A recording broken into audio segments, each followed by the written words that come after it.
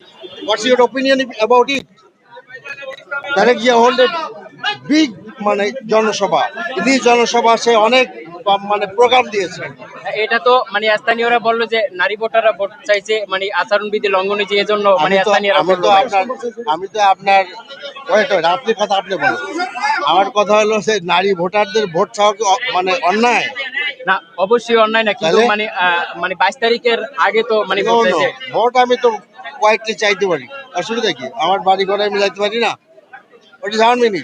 আর যেটা কথা বলা হচ্ছে বিকাশ নাম্বার, উইচ ইজ টোটালি লাই, একদম লাই কথা। বরঞ্চ আমরা দেখেছি ছাত্র সংসদ নির্বাচনে নোট দেওয়া হয়েছে ছাত্রদের।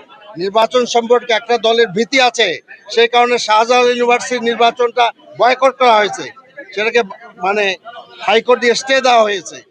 যদি তাদের নির্বাচনের ব্যাপারে এতই আশা থাকে যে নির্বাচনে আমরা ভালো করব, তো ওয়াই ইউ আর স্টেইং দি বা শাহজালাল ইউনিভার্সিটির নির্বাচন, ওয়াই? ঠিক ঠিক। এটা খুব অন্যায় কাজ।